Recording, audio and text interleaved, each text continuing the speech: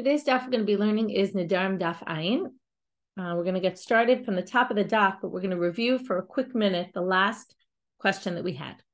So we had a slew of questions yesterday. We reviewed them, so I'm not going to review them again, but we went through all sorts of questions that really relate to both ratifying the vow and nullifying the vow in some sort of combination of the two.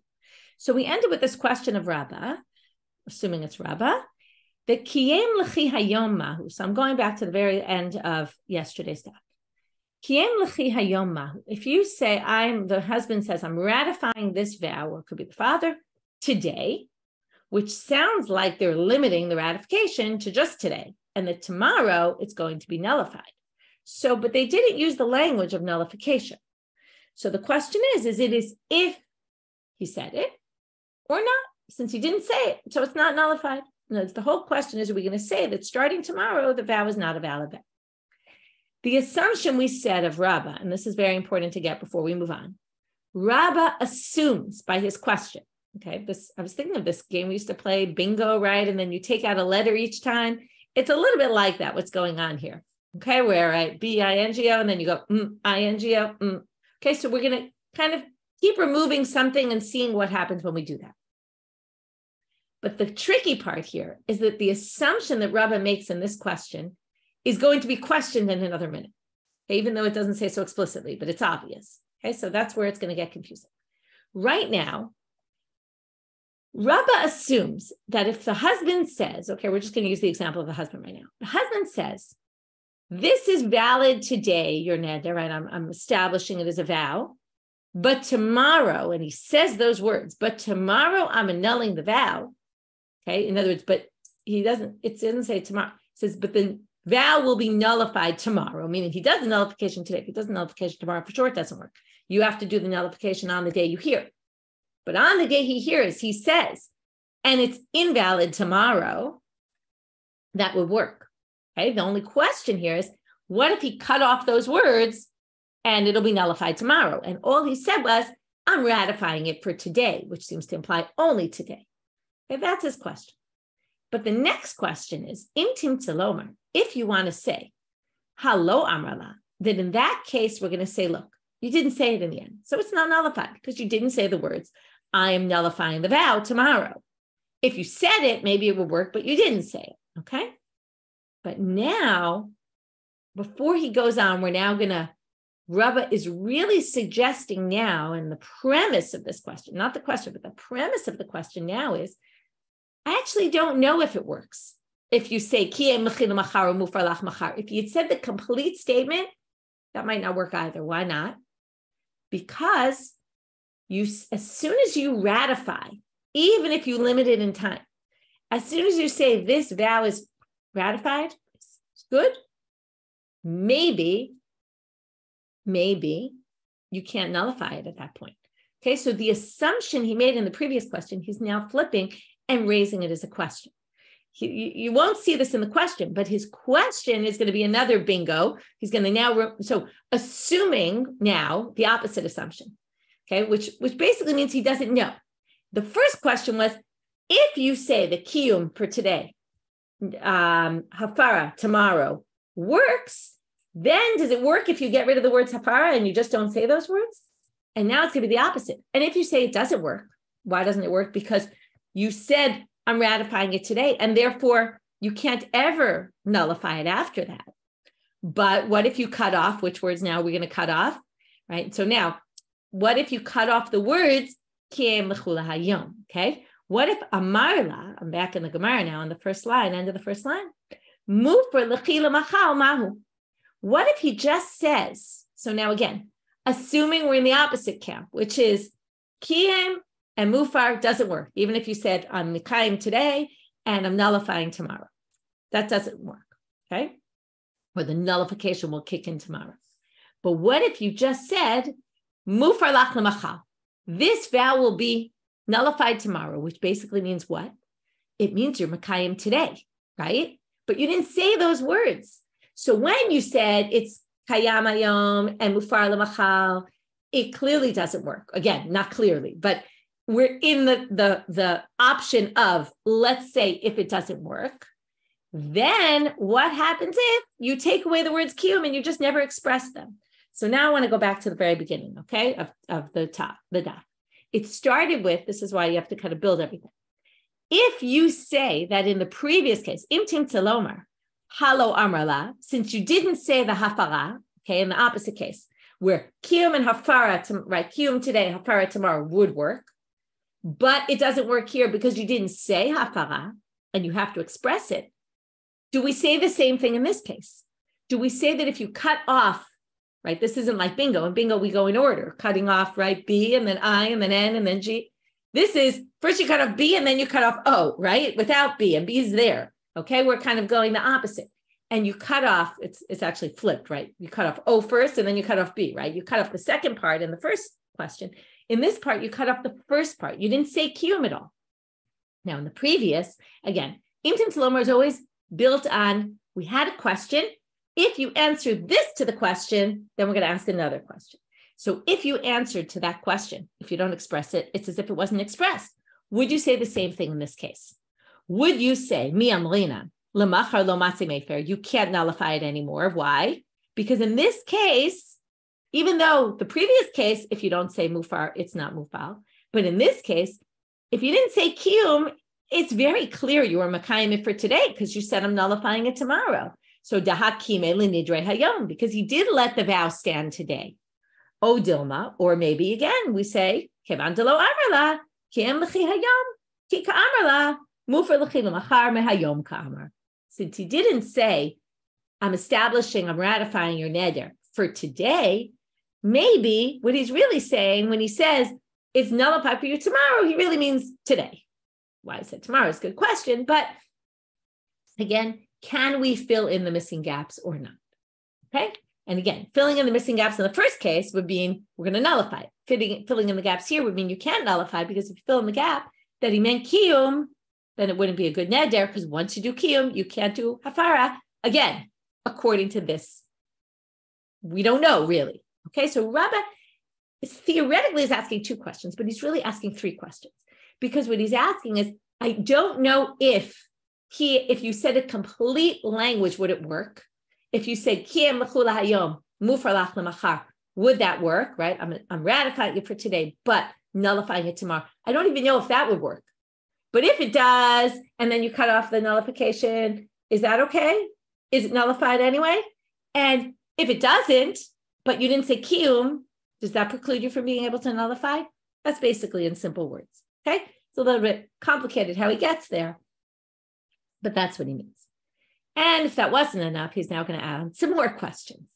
And if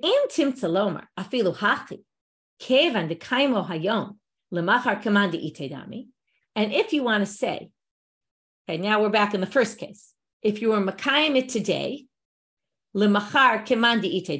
tomorrow, it's as if the neder is still in place because you said kiyum.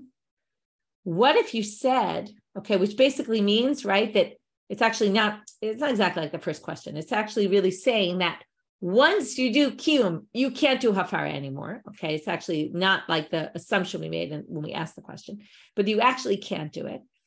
But what if amarla kiem lechi sha'amahu? Now, what did we say? The key day of nullification is day number 1, right? Because it says in the Torah, on the day he hears, he nullifies. Now, in this case, it's tricky because it was on the day he hears, but he talked about tomorrow, right? He's supposed to nullify that day for that day, possibly, right? We don't know. So if you're going to say, if I do kiyum for the first day, which is the critical day, I can't do hafara after that. I can't nullify it for tomorrow, even if I say it, right, if I'm the husband, and I say it today, that it's going to be nullified for tomorrow, that doesn't work. But maybe, okay, maybe if I said kiem lechu sha'amahu, what if I said, I'm ratifying this today, okay? Now, it's compared to the first case, because, the second case. The second case, he said, kiem, right? He said, kiem, the first case. Kiem lechi hayom. He said, right? I'm establishing this today. And the whole question was, can we assume he means, and I want to nullify tomorrow, and will that work or not? But now we're saying, what if he says, I'm ratifying it for an hour? which basically means that you want to nullify it in another hour. And that's still today. So while we said once you do kiyum, maybe you can't do hafara anymore, or we won't fill in the blank, but is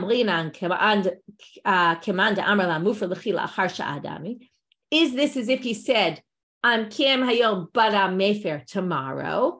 Maybe that will work, actually. Oh, Dilma, halo amrala.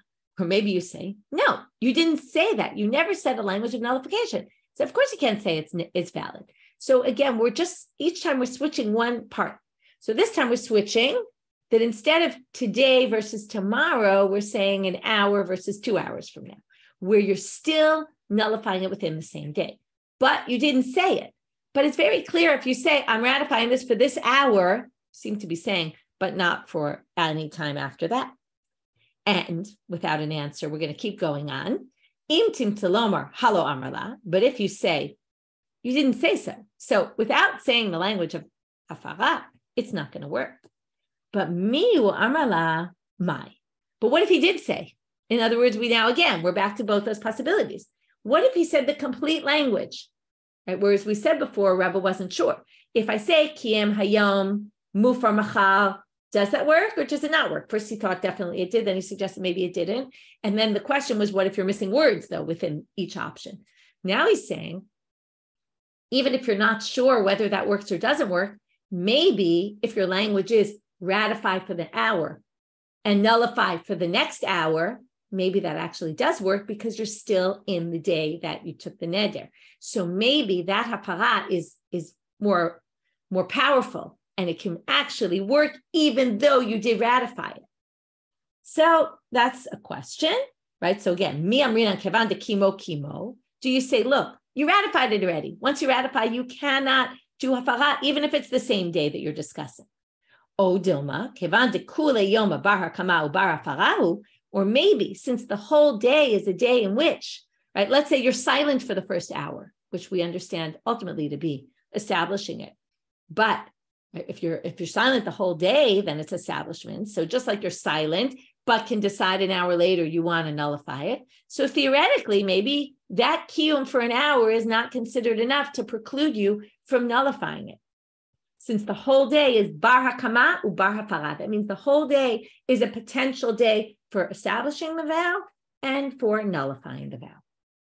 And therefore, ki amar mufer l'chila achar sha'a mahane. And therefore, maybe if you did say, I'm ratifying it for an hour, but from then on it will be nullified, maybe that actually does work. So we're left with many, many questions. The Gemara is going to try to answer only the last one. They don't have any proofs for anything else. And even this last proof, they're not going to succeed in doing. Tashma. So let's try to learn it from a Mishnah in Nazir. Hareini nizira, right? That's our next Masechet. So it's always fun when we get, right? We've already had a whole bunch of, it's a lot of crossover between Nedarim and Nazir. Here's another one.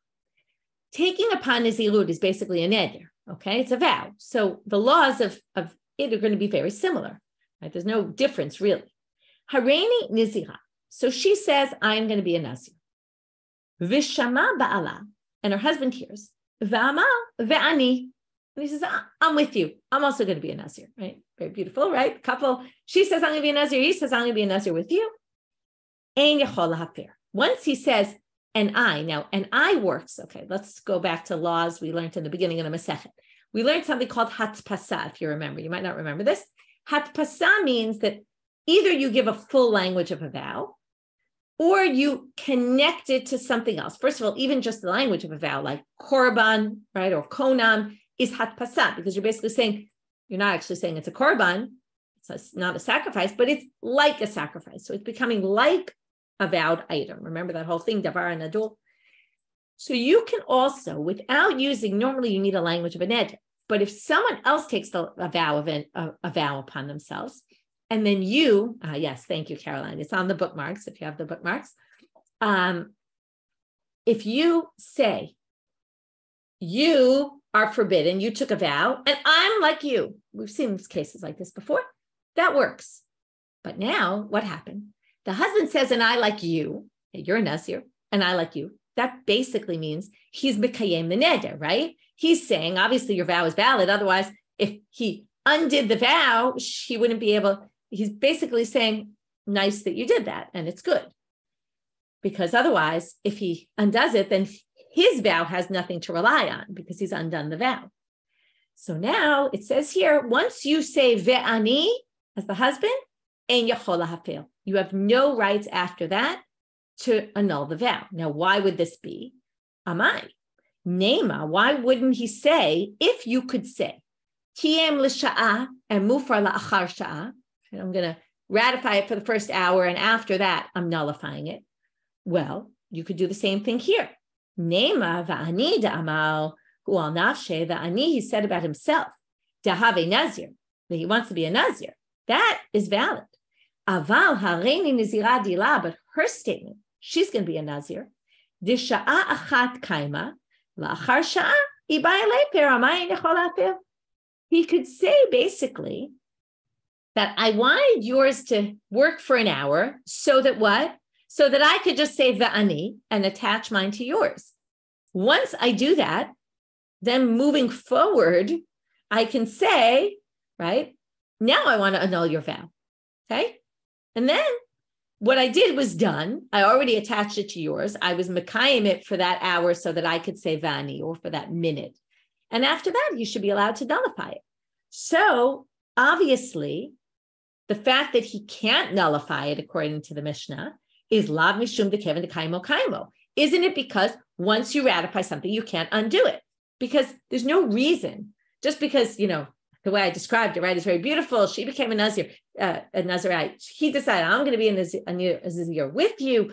Sounds very beautiful, but theoretically, he could a minute later say, well, you know, yours is gone and I'm going to stay a Nazir. And I just used your statement. He can't do that. Because why? Because once he ratifies it, it's ratified. So this seems to imply that if you say kiyem l'sha'ah, but mufar la'achar sha'ah, it wouldn't work. He doesn't have all day to go back and forth. No. To which the Gemara says, that sounds like a good proof, but it's really not. Lo, kasaval kol ve'ani keman da'amal kiyem l'chila olam. Notice he didn't say the words kiyem, right? And he didn't say kiyem l'sha'ah or anything like that. He said, and I like you. Now let's go back to that beautiful moment where he wants to be just like her, and it would be ridiculous in that situation to then say, well, now I'm getting rid of yours. Because the whole idea was, when you say, and I like you, is that you're basically saying, I'm keeping this forever. It's like, okay, again, this is all about what did you mean when you said X? When you say ve'ani, you mean, again, this is at least a suggestion of the Gemara to say this isn't a good answer, right? It's not clear cut 100%. But in order to say, could this give us an answer to our question? No, it couldn't. Because you could say that this is different. You could say that ani means I'm ratifying your vow forever. And then you can't go after that and say, oh, you know, it was so great you became a Nazir, a Nazira, I'm going to be a Nazir just like you. And then say, oh, by the way, I'm getting rid of yours. That's ridiculous, right? It's clearly not what you meant. So therefore, this doesn't teach you anything about our question. We're left with a multitude of questions of Rabbah, and we're going to end here for this section. Now we're going to start the next Mishnah. Okay, so again, just to summarize that section, we had 5 questions of either Rabbah. There was a bit of a problem with the Girsa, who's asking all these questions. 4 of them, we had very clear-cut answers. Some were simpler, some were a little bit more complicated to find. But, right, one was that machloket that we had to see about the machloket, Rabbi Meir, Rabbi Yossi, and how each of them would actually fit. The others were just very easy statements of someone who had the answer to that question, who had said it explicitly. But then this last one which is a very convoluted question. It raises all sorts of possibilities, assumptions here, and then switches the assumptions, and everything's up for grabs here. We don't know how it works when you do kiyum and then hafara, okay, even with time limits. Is it different time limits within the day? Is it different time limits, right? Would that be different than time limits for, right, changing difference between today and tomorrow, trying to nullify it for tomorrow, and all sorts of questions, and we don't really have an answer.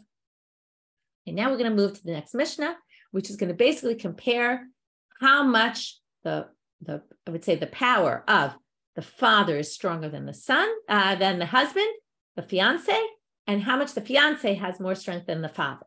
Okay, we're going to show like a balanced Mishnah where in this way, the father has more power. In the other way, though, the fiance has more power. And then the Gemara is going to split the Mishnah into those two sections and first deal with the first and then deal with the second. Meita'av, and this is a review of what we saw in Daf Samchet. Meita'av, okay, I see there's a question which is very important. If you don't do kiyum, okay, this is, let's just go over basics here so everyone has them straight. What we're talking about here is where you ratify and then that will not allow you to nullify it anymore, or maybe, right, depending on how you did it. But basic laws are, you have three options, okay, when you're the husband and the father. And remember, if the husband and the father don't both nullify it, then the vow is a valid vow. Likewise, if nobody does anything, okay, and they're just silent, then it's a valid vow. What's the importance of kiyum?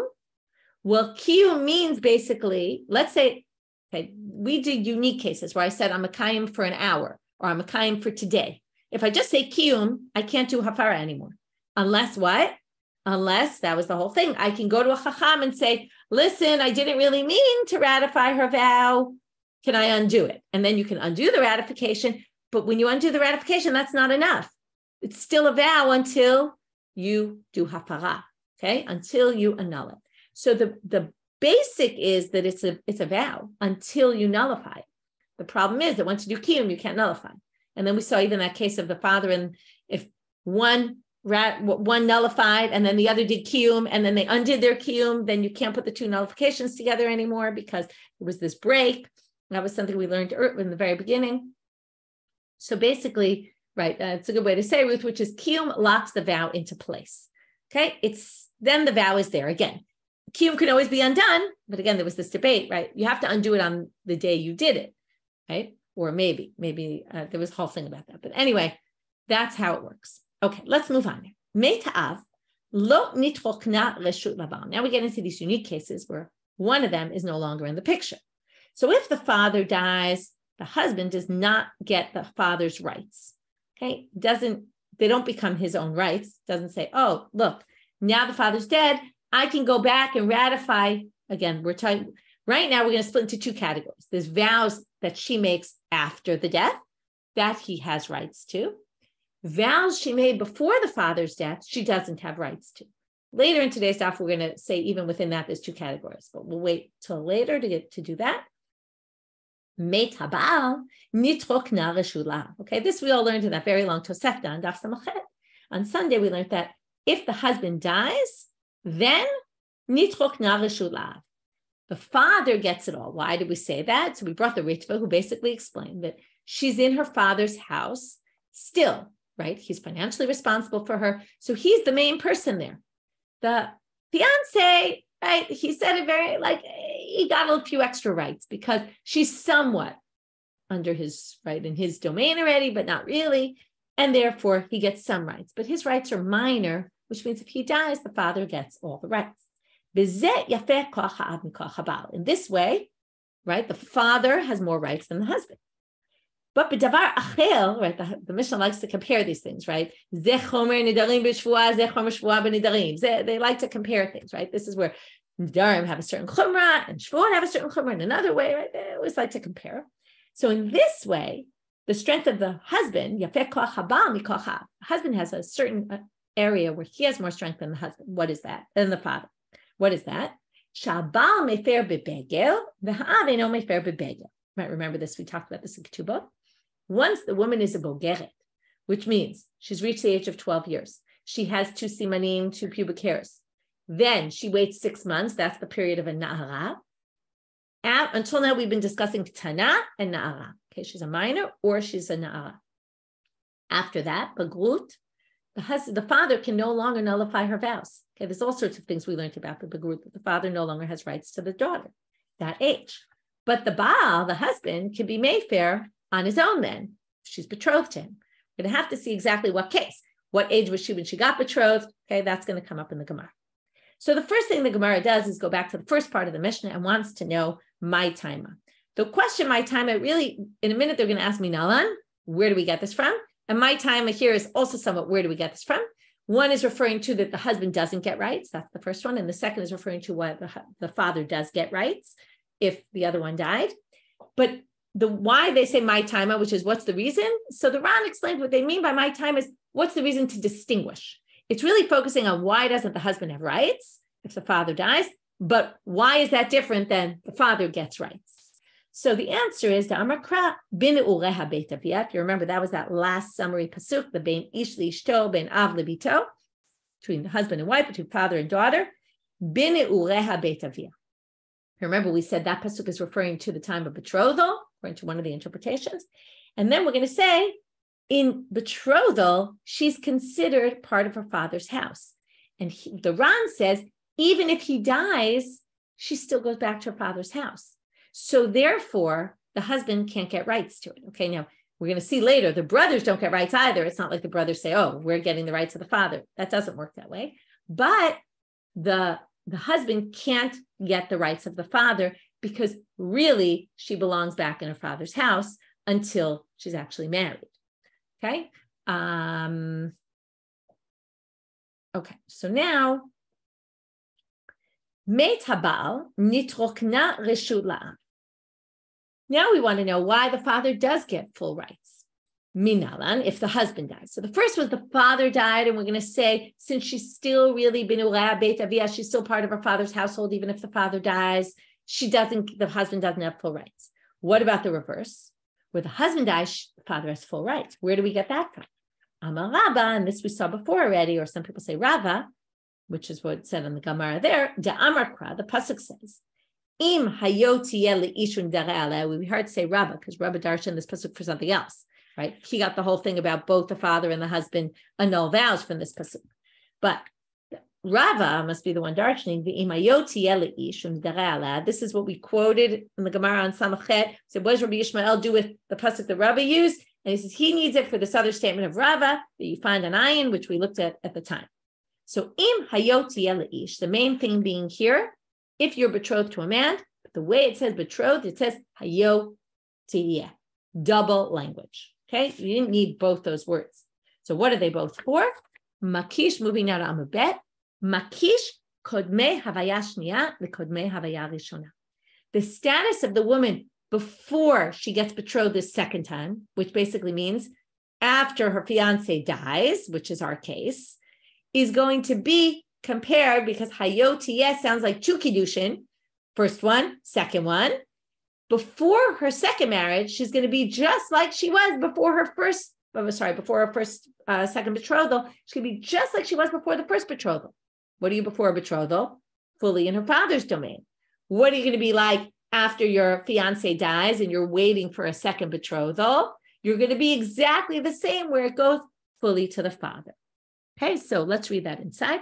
So again, makish is a hekesh. We're going to say that what's true for one is true for the other because they appear next to each other, juxtaposed in the verse. That's what a hekesh is, saying two words next to each other in a verse and saying what's true for one is true for the other. So again, it's weird because the Torah is talking about when she's betrothed.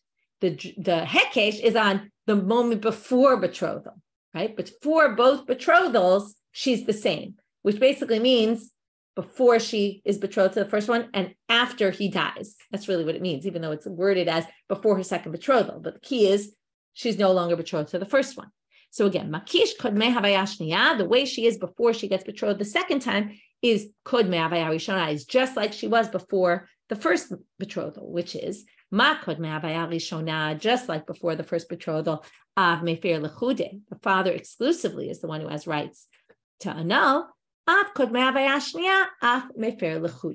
Also, before that, they can be mefer the father by himself. Now the Gemara is going to suggest some questions, but we'll resolve them. Ve'ema, why don't you say hanemile b'nedarim shelo nir'u la'arus? Now I told you we were going to distinguish. We talked about vows once the father's dead or the husband's dead, right? The second stage, vows she takes then. That is in the next person's domain only. But we're talking about vows from before he died. But now within that, we're going to distinguish. So now in this case, we're talking about the husband dying. What if the husband never heard the vow? We're going to distinguish between vows he knew about and vows he didn't know about. Okay? So now, Maybe it goes back to the exclusive rights of the father if the husband never heard of the vow. If he never heard of the vow, we understand. And then he died. So it had nothing to do with him really because he never even knew about it. Aval, but maybe we would say, it's interesting that in the Torah, it's all heard. And here they're talking about see. I don't know why they use the language of seeing. Nir'u is it was seen by. It wasn't really seen, it was heard. Well, he saw her taking the vow. Anyway, I'm not sure why they changed the language. I'm not sure if I would make too much of it, but I just did want to point it out. Now, Nedarim that were seen to the Arus that he knew about, maybe lo matze me for Av. Maybe lo nitrokna reshut la'av in that case. Maybe the father doesn't get full rights to the vow in this case because the Arus heard it and then died before he got to do anything. Maybe the father doesn't get rights to that. So to which they say, well, there's really two psukim, and each one is going to be used to teach a different of those two. Okay, so we're going to say, if it was Nedarim, if we're only going to say it was referring to vows that he'd never seen, you can already get that from the fact that we already said she goes back to her father's house. So, right, once the husband dies, she's as if, and she was the way she was before, part of her father's household. So that would, we basically have two verses. So the one Binurah Beit Avia is referring to vows that the husband didn't know about. But I see you're saying that in the Quran they say disclosed, that maybe it wasn't disclosed to him, and maybe that's why. Again, I'm not sure that fits the nir'u, but in any case, so we start with Binurah Beit Avia. That's the basic. She goes back to her father's house, and anything that comes going on forward, right, and anything that the Arus had no idea about, obviously the father gets. But then we have another situation. What's the second situation? Another pasuk, sorry. The second pasuk is Hayotiyeh, which also teaches that she goes back to the way she was, fully in her father's domain. That must be referring to something additional. So that must be referring to ones that the Arus, that he knew about, still go back to the father. Okay, so that's how we have, in other words, what we did in this section was, we first said Binurah Beit Avia comes to say that even when the father dies, we're now understanding that pasuk in two ways, right? Even when the father dies, she goes back, right? She's still considered part of her father's household, which means that the husband, the fiance, can't have exclusive rights. We also use that verse to say that when the husband dies, she goes back fully to her father's house, and that would apply to vows that the husband had never heard, or the fiance had never heard. In addition, we have Ayotiyeh to teach you that the father gets exclusive rights even to vows that he did hear and just didn't, right? And didn't, as long as he didn't ratify them, right? And all that, then we're going to say that the father has exclusive rights. Now, moving on. Now we have to understand what's this case of bogeret. So, hechidami, what's the case? If you want to say, shekidsha keshihi na'ara ubagra, he betrothed her when she was an na'ara still. And then while the betrothal was continuing on, normally it was a year, so it makes sense. She was a na'ara, then she passed the 6-month stage, and now she's a bogeret. Well, can't be that the husband has exclusive rights there. Why not? Well, they make a logical argument. What are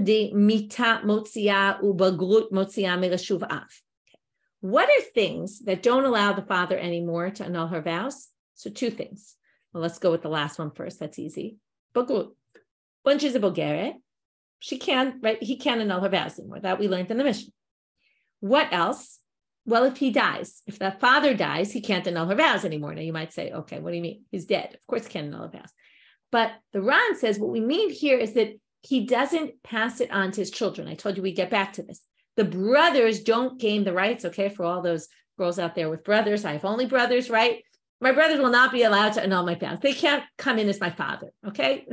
Classic, right? Usually it's the opposite, right? They say, stop being my mother to all the girls in the house. But anyway, they can't take the place. In those days, by the way, the sons often took the place of the father if there was no father, right? We talked about how she could do miyun if the brother betrothed her, right? So we see already the brother can do things of the father, but a weakened status. So in this case, he can't. Okay, and then they learn it, and we learned it in Ketubot and Daf Mem Gimel. V'hitnachaltem otam libnechem. Okay, which is these are things the father passes on to the sons. Below zchut benotechem libnechem, but they don't get the rights to the daughters. That doesn't pass on. Okay, the hitnachaltem otam is slaves, like Canaanite slaves, but they don't pass on the rights of the daughters. The sons don't get the rights to the daughters. So that means that mitah, if the father dies, his whole power to annul vows doesn't get passed on to anybody else in the family, meaning his exclusive right or his partial right that it doesn't move on. He loses them entirely. And that's just like bogeret, which again, he loses it entirely. So these are two cases that are similar. Well, because they're similar, we're now going to compare a different case of mitah. So ma mitah lo nitrokna reshut labal. Now it's the same case of death.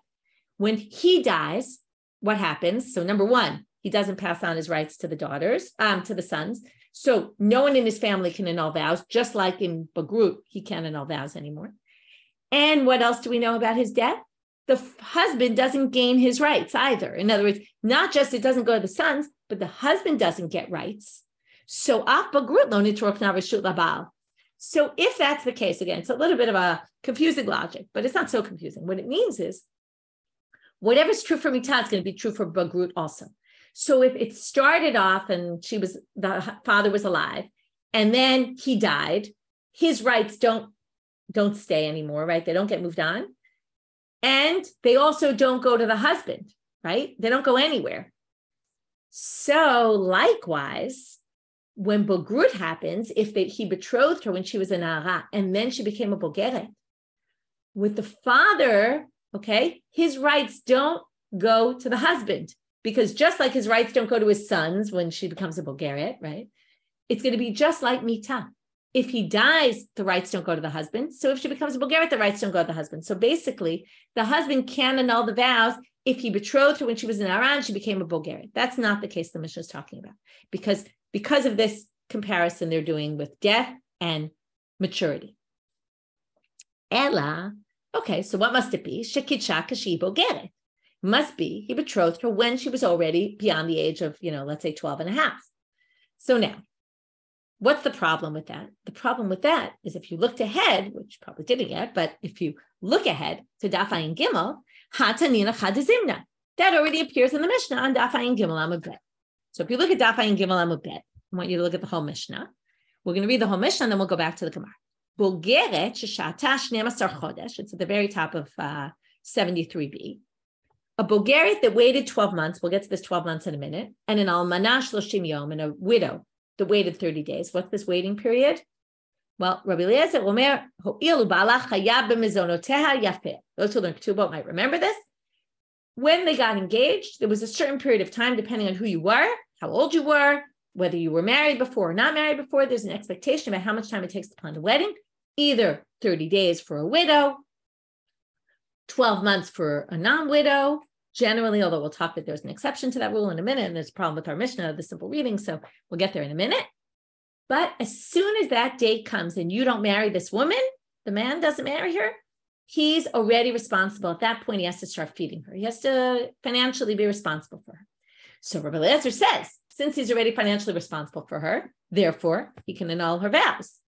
The rabbis say, Chachamim omrim, ein habal mefer ad shtikanes l'reshuto. Now, what Rabbi Eliezer means is he gets exclusive rights at that point. And the rabbis say, no, you have to wait until you do the wedding. Okay? Until the wedding, no. What you can say, should there's a debate, but we're not going to get to that right now. So now, that means basically the bogeret, according to Rabbi Eliezer, the husband has exclusive rights. That means it already appears in that Mishnah. Okay, but there's a bit of a problem before we get there, but that's going to be the basic gist. There it says bogeret, the husband has exclusive rights. So why is it saying it here? That's, a few Mishnayot later, there's no reason to repeat the same halakha. So first they say, ha-bogeret sheshatag yud ben chodesh hagufa kasher. It says there, notice it's a bogeret, not any bogeret, it's a bogeret that waited 12 months. Now that doesn't make any sense. Why? Because amra bogeret sheshatag 12 chodesh. But bogeret, lama li 12 chodesh? Bogeret b'shloshim yom sagila. By the way, if you remember in Ketubot, the bogeret, besides a widow who was already married before, who needs a shorter, usually her wedding was less lavish and stuff because she was already widowed, or for various reasons that the waiting period was shorter. By a bogeret, it's also shorter. One of the reasons they gave was because a bogeret is already planning her wedding for before, because she assumes she's getting married any day, right? Get all your 12-and-a-half-year-olds in your houses. I'm sure they're all planning their weddings. But in those days, that was common. And therefore, they didn't need as much time. So they had this 30-day. So what did they say? In order to fix that, bogeret it's two different cases. It's just missing a vav. It's a bogeret, who the husband has exclusive rights, and once a regular non-bogeret, a nara or a ktana that gets to 12 months, at that point also the husband's financially responsible, and therefore he can annul the Nedarim exclusively without the father. Okay, so now mikol makom kasha. Now we get back to our difficulty. Still difficult. What's the difficulty? So now it says there, a bogeret, the husband has exclusive rights, according to Rabbi Eliezer at least. And in our Mishnah, it also says the exact same thing, if that's the case. If the case of our Mishnah for bogeret, and it says that's where the husband has exclusive rights, why is it saying the exact same halakha with, just right nearby the other one? It makes absolutely no sense. So the Gemara is going to offer two answers. And each answer is going to say that one place is the central location and the other place is just adding it for some other reason. Okay, so since there's two answers, each one's going to say, right, this one's the central location or that one's the central location. Ibayit ema, one option is to say, hachadafka, our case is the central one. Ubogeret katane hatam, and the reason it talks about the bogeret in that Mishnah, Nayin Gimel, mishum debayi fluge Rabbi Eliezer Rabbanan. In other words, the way it works is like this. It's very strange it would do this, but one could suggest, and probably this is why they bring a second option. Our Mishnah said it as if it's a halakha. Okay, so the husband has exclusive rights, and then a little bit later, they said, well, by the way, you should just know there's a debate. Not everybody agrees about this. It's a little strange. So you would think our Mishnah, if we just said simply, it would say the rabbi's opinion, which is the majority opinion. And why wouldn't it mention it right away is a very good question. Second answer, I think, is a much stronger answer. Ibayit ema bogeret afka. There, the bogeret, where it says bogeret, blah, blah, blah, in that Mishnah is central. That's the main location. V'ayde de nasiv reisha b'zeh, nasiv sefa nami b'zeh. It doesn't really say very much, but it says because the reisha of our Mishnah talked about this, the sefa talked about that. What does that mean? Well, remember the structure of our Mishnah. The Mishnah was really talking about if the husband dies or if the father dies, does the other get the power? And then it said the husband has a lot more power the father has a lot more husband than the father has a lot more power than the husband. Comes the second part of the Mishnah to give the flip case. And that's where I started. And I said, right, there's this typical structure. They want to say, don't think that the father has way more power than the husband, because while he does in that issue, the husband has more rights in this issue. And therefore, even though it's a halakha that's going to come up in a few Mishnayot, and we'll say it there, we wanted to put it here because in the context it fit.